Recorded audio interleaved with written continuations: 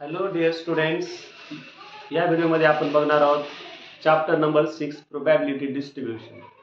Probability distribution तर तुम्हाला माहिती आहे प्रोबॅबिलिटी म्हणजे काय. Probability means chances of happening is called as probability. तर प्रोबॅबिलिटी डिस्ट्रीब्यूशन म्हणजे जर नंबर ऑफ ट्रायल्स खूप जास्त असतील एखाद्या रॅन्डम एक्सपेरिमेंटमध्ये. एक्झाम्पल, समजा आपण एक कॉइन 5 वेळेस टॉस केली. If you toss the coin 5 times, if you toss the coin 10 times, किंवा मग आपण समजा 100 बल्ब घेतले, त्या बल्ब मधले किती डिफेक्टिव्ह आहेत आपल्याला शोधायचं आहे. तर इथं सर्वात महत्त्वाचं काय असते, number of sample N, small N. त्याच्यानंतर आहे small P probability of success, small Q probability of failure. याच्यामध्ये 3 डिस्ट्रीब्युशन आपण प्रोबॅबिलिटी काढू शकता. याच्यामध्ये सर्वात महत्त्वाचं आहे बायनॉमियल डिस्ट्रीब्युशन, दुसरा आहे पॉइसन्स डिस्ट्रीब्युशन, तिसरा आहे नॉर्मल डिस्ट्रीब्युशन. या सर्व डिस्ट्रीब्युशनचा पर्पज एक आहे की प्रोबॅबिलिटी काढणे नंबर ऑफ ट्रायल्स जास्त असतील तर. सर्वात महत्त्वाचं आहे बायनॉमियल डिस्ट्रीब्युशन सर्वात लहान. कमी जर ट्रायल असतील 5 ट्रायल, 6 ट्रायल, 7 ट्रायल, एखादी कॉइन 5 टाइम्स टॉस केली, if you toss the coin 7 times, if you toss the coin 10 times, त्यावेळेस आपण यूज करायचं बायनॉमियल डिस्ट्रीब्युशन. इथे एन किती असतात, ट्रायल कमी असतात, राईट. त्याच्यानंतर पॉइझन डिस्ट्रीब्युशनचं ट्रायल आणखी थोडे जास्त असतील तर पॉइझन डिस्ट्रीब्युशन. आणि नॉर्मल डिस्ट्रीब्युशन म्हणजे with the help of standard normal curve. बघा, अशा प्रकारचा एक बेल शेपड कर्व काढायचा. याच्यावर एक्स ऍक्सिस आणि वाय ऍक्सिस, आणि याचा टोटल एरिया किती असतो, हा कर्वच्या खालचा हा जो टोटल एरिया असतो हा स्टँडर्ड नॉर्मल कर्वच्या अंडर येणारा हा असतो 1 म्हणजे एखादी गोष्ट 100% होती म्हणजे त्याचा एरिया 1 असतो, याची प्रोबॅबिलिटी 1 असते. त्याच्यानंतर ही जी उभी लाईन आहे याच्या राईट साईडचा एरिया 0.5 असतो, लेफ्ट साईडचा एरिया असतो 0.5. याच्यानंतर इथे सगळ्यात अगोदर आपल्याला हे झड काढावं लागेल, x minus X bar upon sigma. तर आपण आता 1 बाय 1 स्टडी करूया सर्व डिस्ट्रीब्युशन. याच्यामध्ये बायनॉमियल डिस्ट्रीब्युशनचा फॉर्म्युला आहे P of R is equal to nCr P raise to R Q raise to N minus R. याच्यानंतर आहे पॉइझन डिस्ट्रीब्युशनचा formula e raise to minus M M raise to R upon R factorial. आणि last formula आहे normal distribution. त्याचा formula आहे Z find करायचा formula X minus X bar upon sigma. Standard normal variate Z याला म्हणायचं. झेडची value find करण्याचा formula X minus X bar upon sigma. सगळ्यात अगोदर झेड काढून घ्यायचा आपण. एक्स बार म्हणजे काय असतो, एक्स बार म्हणजे मीन असतो किंवा तिथं ॲव्हरेज म्हणून देतात डेटामध्ये. त्याच्यामध्ये प्रॉब्लेम मध्ये देतात जे तुम्हाला असं मीन. आणि सिग्मा म्हणजे स्टँडर्ड डेव्हिएशन. हा 6 नाही तर हा सिग्मा आहे.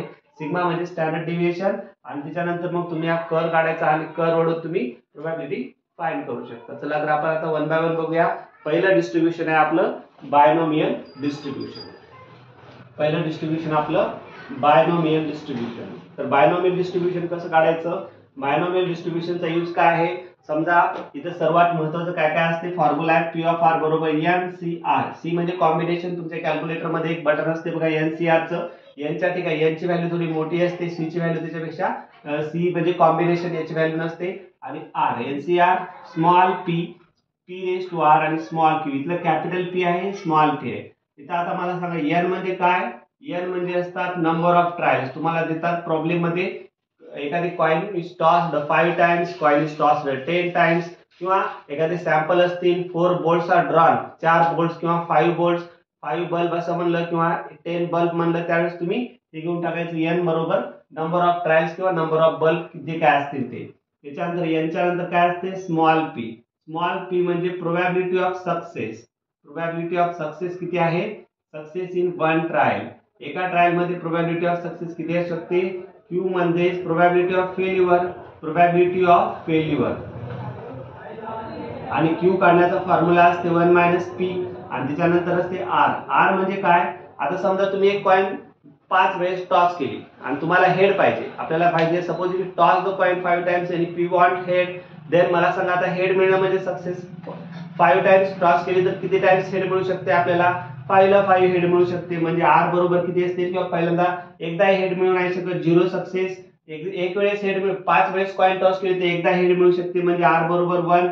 2 वेळेस म्हणलं तर आर बरोबर 2. 3 वेळेस कॉइन टॉस समजा 3 वेळेस हेड मिळू शकते. 5 वेळेस कॉइन टॉस केल्यास नंबर ऑफ ट्रायल किती आहेत, 5 ट्रायल. त्याच्यामध्ये 0 वेळेस सक्सेस मिळू शकते, 1 वेळेस. साधी गोष्ट आहे, तुम्ही एक एक्झाम दिली 5 वेळेस समजा, किंवा तुम्ही 5 एक्झाम दिल्या तर किती एक्झाम पास होऊ शकता, 0 एक्झाम, किंवा 1 एक्झाम पास होऊ शकतात, 2 एक्झाम पास होऊ शकतात, 3 एक्झाम, 4 एक्झाम, किंवा 5 ला 5 एक्झाम तुम्ही पास होऊ शकता. याचा अर्थ हे झाले प्रोबॅबिलिटी. म्हणजे आर हे व्हॅरी होते 0 to 5. हे कशावर डिपेंड असते, एन वर. एन म्हणजे समजा 5 असेल, आर ची व्हॅल्यू 0 ते 5 असते. आता तुम्हाला एक्झाम मध्ये क्वेश्चन येते find the probability of getting 3 success किंवा 4 सक्सेस, 5 सक्सेस किंवा कधी कधी ऍट मोस्ट 3 म्हणतात.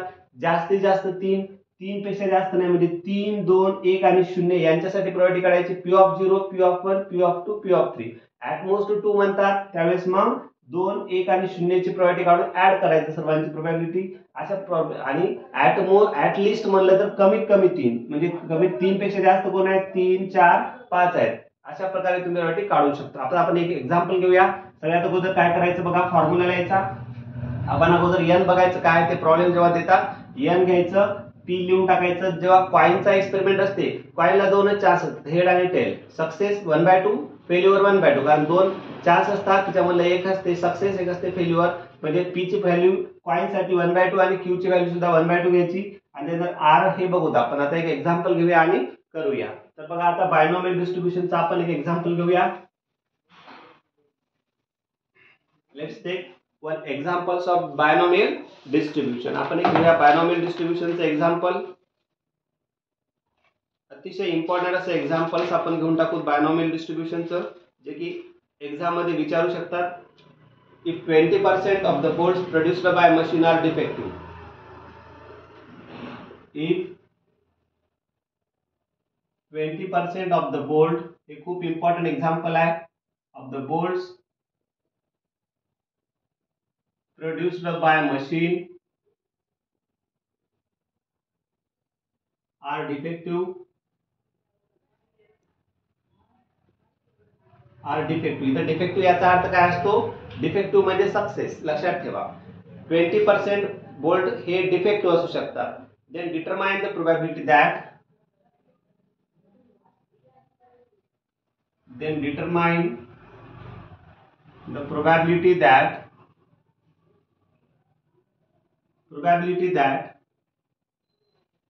out of 4 bolts drawn, समजा आपण 4 bolts ड्रॉन केले, 4 bolts घेतले, तर 1 इज डिफेक्टिव्ह. याच्यामध्ये आपल्याला प्रोबॅबिलिटी काढायची. फर्स्ट 1 इज डिफेक्टिव्ह आणि सेकंड आहे at the most 2 are defective, at the most 2 are defective, at the most 2 are defective.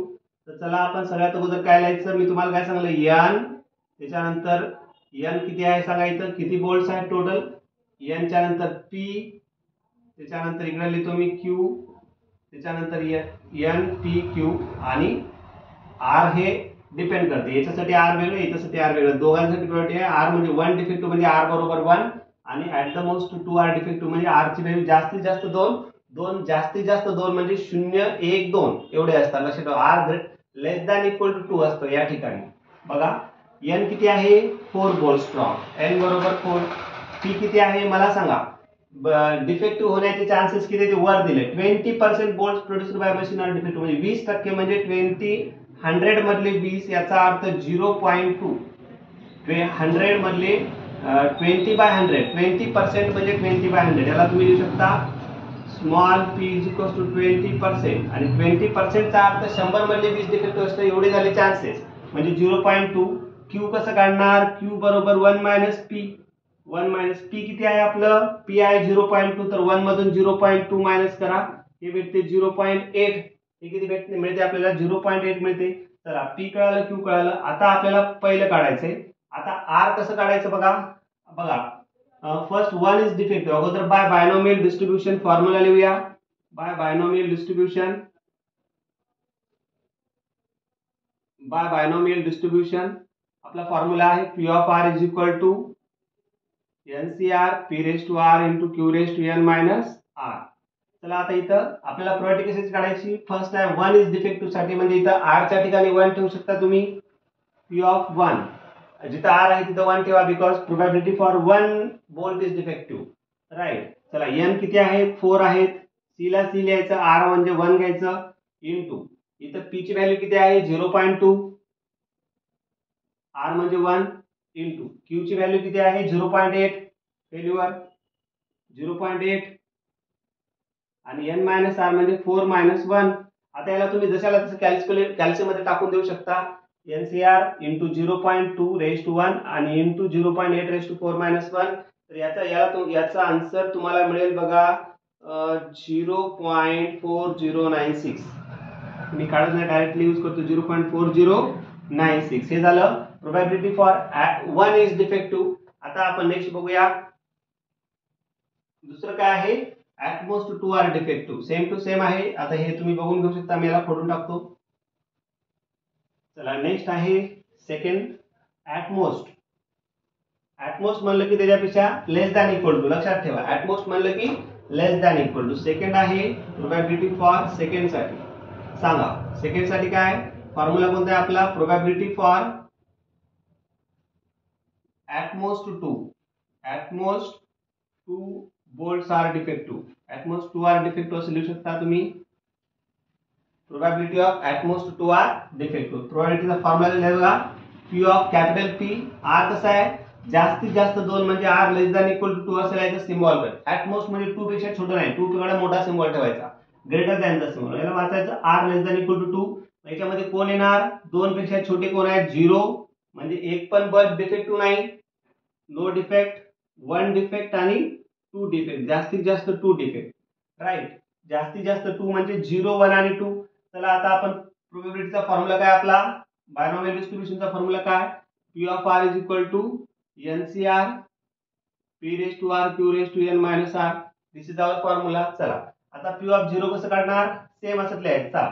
NCR P of formula काय आपला NCR. N म्हणजे 4, C R म्हणजे काय 0.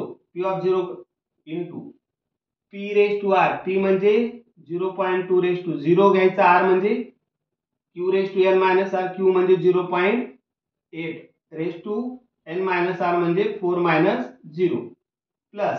आता मी P ऑफ 1 चं खाली काढतो. P ऑफ 1 फक्त काय करायचं, जिथं 0 आहे तिथं 1 लिहायचं म्हणजे P ऑफ 1 चं होईल ते. म्हणजे आज बघा 4C0 NCR 4C1 0.2 P raise to 0 च्या ठिकाणी 1 लिहा फक्त आणि 0.8 रेज टू 4-0 जागी 1 लिहा. हे झालं 1 साठी. प्लस आता हे P ऑफ 2 चं मी खाली काढतो. P ऑफ 2 कसं काढणार, जिथं 1 आहे तिथं 2 करा. बघा 4C NCR म्हणजे 4C2 0.2 रेज टू 2 आणि 0.8 रेज टू 4-2. याला तुम्ही कॅल्क्युलेटर मध्ये जर टाकून दिलं सर्व जसे दिस प्लस दिस प्लस दिस, तर तुम्हाला विल गेट द आन्सर. तुम्हाला आन्सर मिळेल 0.68. तुम्हाला आन्सर मिळेल बघा याचं 0.9728. Will get the answer 0.9728. अशा प्रकारे तुम्ही हे करू शकता. अशा प्रकारचे एक्झाम्पल्स जे अतिशय सोपे आहेत आणि हे एक्झाम मध्ये विचारतात. आता आपण पुढच्या लेक्चर्स मध्ये बघूया पॉइसन्स डिस्ट्रीब्युशन.